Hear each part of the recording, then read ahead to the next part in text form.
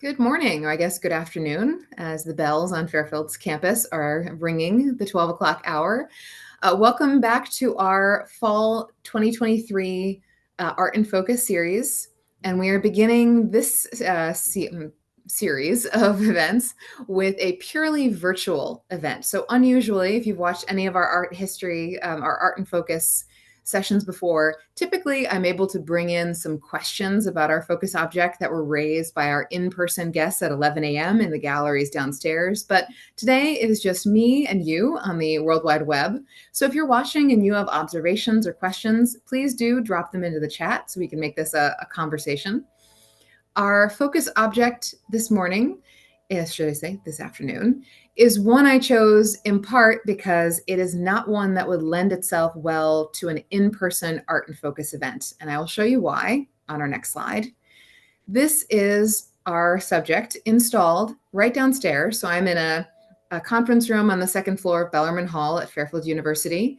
And in our lower level, where the museum's Bellarmine Hall galleries are, we have our historic plaster cast collection, part of it, installed in the hallway. And you see the light there at the end is leading out into a side parking lot. Our cast is the one immediately to the left, but I'm going to virtually move us around it. And I'll come back to these images in a moment. If you might see, there's a staircase coming just down next to this cast. So it would be a little bit challenging given that the museum classroom is always in use. In fact, Dr. Catherine Schwab, our resident Greek specialist, is teaching in there at this very moment, which is why I'm not broadcasting from the museum classroom. We have our galleries, although the lights are not on, at the other end of the hallway. So this is how many people are entering this space. It wouldn't really be very easy for us to put a group of people on stools in front of our plaster cast. So why not have her join us virtually only online? And I'll come back to the slide that has a quite long-looking caption accompanying it. But I would wager that many people who have a passing familiarity with great monuments of Western art history have seen this image before, have recognized it from some other context, because it is one of the most enduringly popular examples of the classical ancient Greek style of art. Of course, we are looking not at a marble original, but rather at a plaster cast in the collection of Fairfield University. The title of it is either known by its more descriptive title of Nike Adjusting Her Sandal, or more commonly referred to by the nickname of the Sandal-binder. The original was made in the early 5th century BCE, and it is a plaster cast after a Pentelic marble original that you can go and see today. If you are visiting Athens and you're visiting the Acropolis Museum, that's where the original is held. And if you know anything about Fairfield's historic plaster cast collection, we have more than 100. Only a few are on display downstairs. The others are around campus. Some are in storage. Many of them arrived at Fairfield in the 1990s as long-term loans from the Metropolitan Museum of Art. But this one, as you can see from the caption, is a relatively recent arrival. It was donated to us in 2010, coming right from the Acropolis Museum in Athens. So it's a wonderful object to have here at Fairfield. And yeah, it's also a really beautiful object. So if you have immediate questions or immediate observations about this object that we are looking at, again, I invite you to drop them into the chat. I certainly have plenty because this is an object that is just so beautiful to look at. And again, it's something we literally in the museum, we walk back and forth in front of it every day. And in preparation for this Art in Focus, it was a pleasure to just sort of stop in the hallway and remind myself to only look at this, to only focus on what we are seeing in front of us. And the miracle of a plaster cast is that it can help us travel imaginatively 4,000 miles across an ocean to visit an original in another museum. Obviously, the modern age gives us so many ways of making that journey. I could open up the Acropolis Museum's website right now and look at an image of their marble original.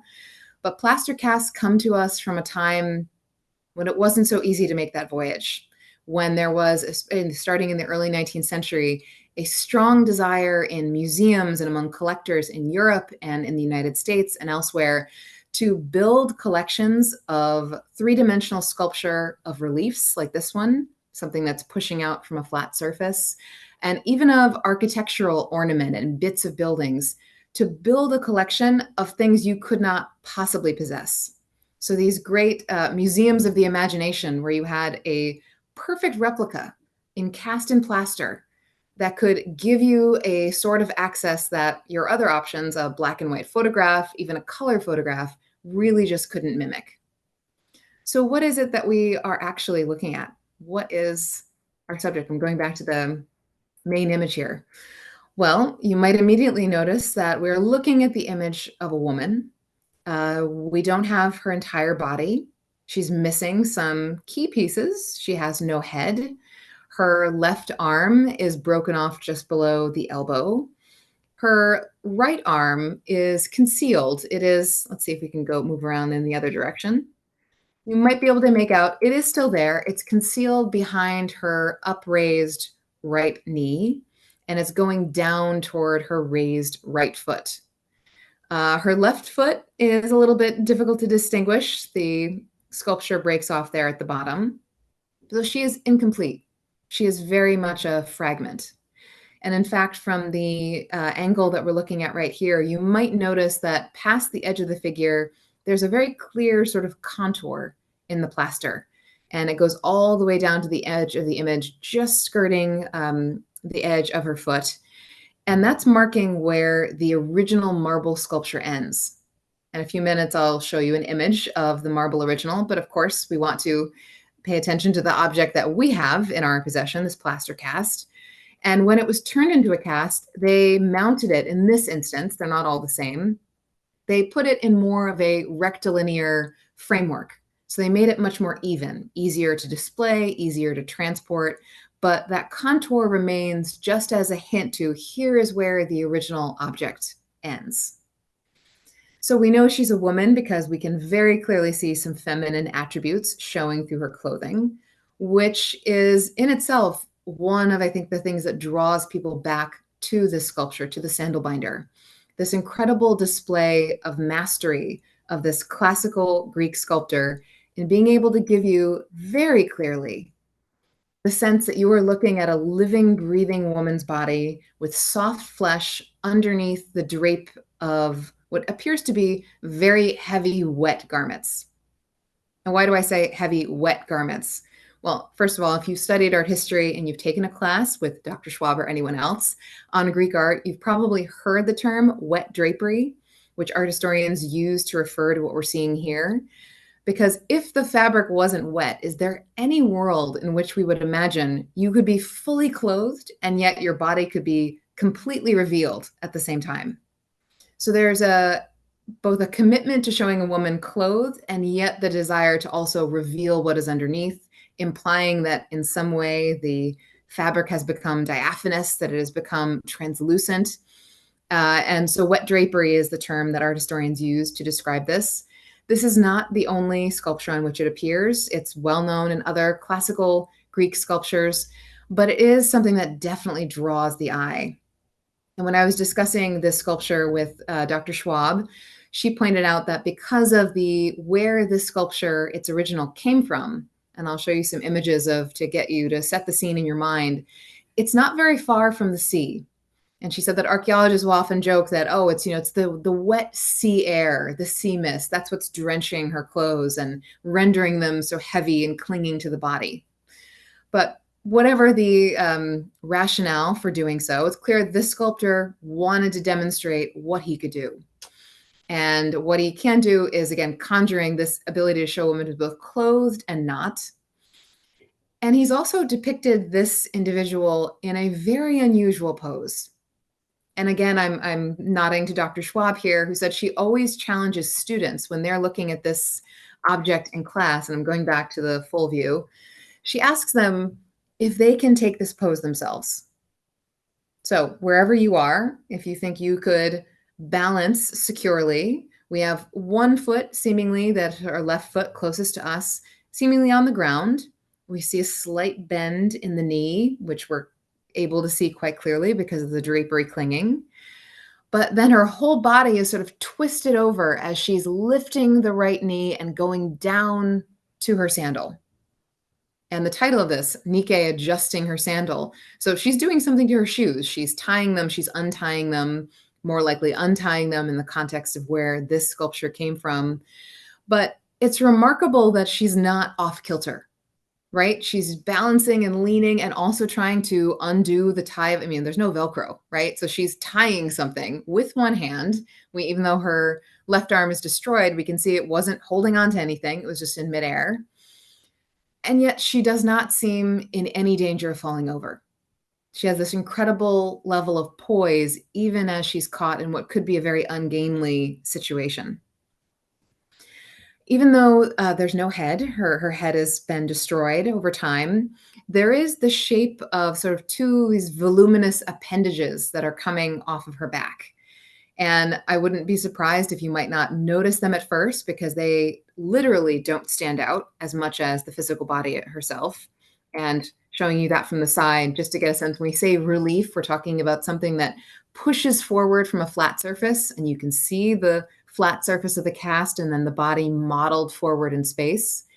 And at the upper corner here, you might be able to see how that shape is coming up and over her shoulder.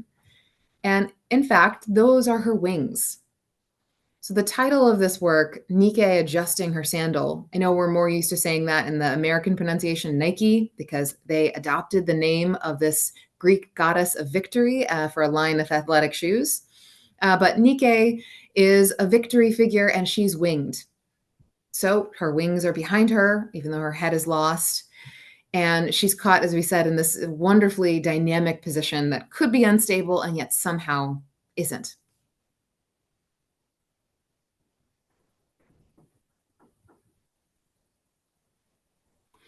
So here is the original marble sculpture of the Sandal-binder. In its early 5th century, it's on view in Athens, as I said, in the Acropolis Museum. The Acropolis, I had a lot of fun looking for sort of reconstruction images of the Acropolis in Athens. Maybe some of you have visited there. Maybe some of you are hoping to visit there in the future. Yes, it doesn't look like what's on screen now today. It's in a slightly more greater state of disrepair. And I also laughed when I came into this conference room to set up for this Art in Focus because I realized that above the fireplace behind me is a photograph of the Acropolis today.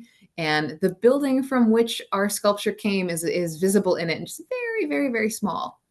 But if you are not familiar with the structure in ancient Athens, this was the most sacred site of the city. Acropolis literally meaning the high city. So it's set on a plateau above the city. And a whole group of sacred sites, among them the most important to the Athenians was the Parthenon that you can see in the background, the Temple of Athena, patron saint of the city. But it's not the big Parthenon temple that the Sandal-binder comes from. In fact, she comes from the tiniest temple that was up on the Acropolis, and it's visible just to the right of this processional staircase. You see people going up through what's called the Propylaea, and on sort of a promontory to the right, you see this tiny, tiny little temple. That is the reconstructed temple of Athena Nike today. So Athena in her guise as the goddess of victory. It is very small. It has a row of Ionic columns on both sides. And we're looking at it from the rear when we're walking up through that gatehouse area. But if you're wondering, okay, did this image of the Sandal-binder, did it come from the frieze, that running band of relief ornament that you might still be able to see some of on this damaged and reconstructed temple? Nope, it did not come from there. Instead, as you can see in this little reconstruction, the Sandal-binder was part of the decoration of a balustrade that went around the building. So on the right, you're seeing the temple today, and there's no balustrade there. It's gone. But in the reconstruction on the left, you see sort of a 3-foot tall, let's say, wall at the right of the image, and just the hint of those stairs going down. And there are a series of depictions of the goddess Nike, or Nike, I guess when they're pluralized. That's where our sculpture comes from. So she's associated with this very small temple, the goddess of victory, but the decoration itself didn't come from the temple. It came from something that was just to one side. And it occurred to me in preparing this art and focus that maybe it's really fitting that we have our cast of the Sandal-binder displayed next to a staircase, even though in our case the staircase is, above her going up to the main floor of Bellarmine Hall, because the original spent its life being next to a staircase until in the 17th century this was demolished during the Ottoman occupation. And when they began in the early 19th century, they were doing excavations. They were beginning to restore some of the damaged buildings on the Acropolis. That is when the Sandal-binder was rediscovered. And I wonder if we could imagine today how exciting it would have been to find, it would have been exciting to find anything, everything that they were digging out in these early archaeological surveys on the Acropolis. But to pull out a piece like this, that yes, she doesn't have an arm and she doesn't have a head, but the ability of this damaged piece of sculpture to communicate so readily to us about the human body, about the clothes that she's wearing, which I didn't mention before. She's wearing sort of traditional Greek women's attire. She has a long tunic, a chiton, and then she has something called a hymation. So imagine a big rectangular scarf that you could sort of throw over one shoulder. And in her case, her hymation is sliding down her left arm to the arm that's damaged. You can see a row of folds over that arm above the elbow. So not only is she overbalancing as she's trying to adjust her sandal, her drapery is kind of getting a little bit out of whack, and still it seems this remarkably balanced, incredible figure. So I can only imagine what it would have been like to be among those archaeologists who find this object.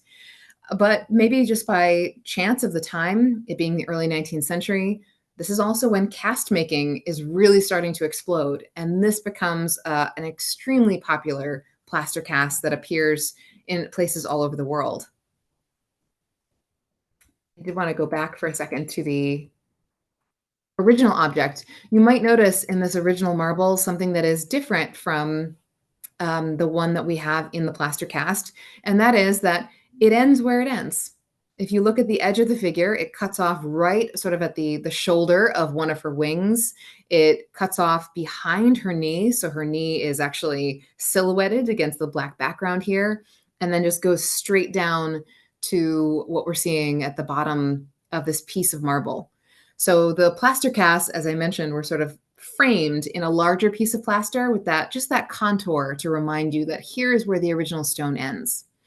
And just for various reasons, they also didn't include the sort of lintel that's above the figure in ours. So comparing, here's ours again. It just sort of is cleanly cut off above the wings. But in fact, the original sculpture had this sort of heavier piece of stone, which makes sense if we think of it as part of decorations for a railing. Or I should say that a railing would have even superimposed on top of that balustrade level, which they know because there are holes in the tops of these recovered reliefs where the upright posts of a railing would have gone. Which, thinking about where this thing is, the Acropolis itself is very high. You have a little temple who's perched here up there in the corner. There's a staircase. You're going to want to keep your visitors and your worshipers very much safe as they enter the sacred precinct. And it's the sacred nature of where visitors to this temple, and indeed anything on the Acropolis, are going that has something to do with the form, and I was about to say form and function, the form of the sculpture and what it is that she's doing. Why is she depicted leaning down to adjust her sandal? Why is her hymation getting thrown off and sliding down? Why is it important to her to be doing this right now? I mentioned too that this is not the only sandal-binder image that exists. There are depictions of men adjusting their sandals as well as women. And that is because in deference to entering the sacred precinct of the goddess, you would take off your shoes as a mark of respect. So if we're thinking about where this original was intended to go, you're ascending a staircase up to the Temple of Athena Nike. And as you turn to your right, a whole slew of depictions of the goddess Nike are reminding you that this is a sacred place. Here we take off our shoes. And you're seeing that modeled for you by this depiction of the goddess. Now, I would hazard to guess that many residents of 15th century Greece were not taking off their shoes in exactly the same way. I bet they did a bit like more like what we do, right? Kneel down, maybe one at a time. But she's a goddess, so she can make the impossible happen.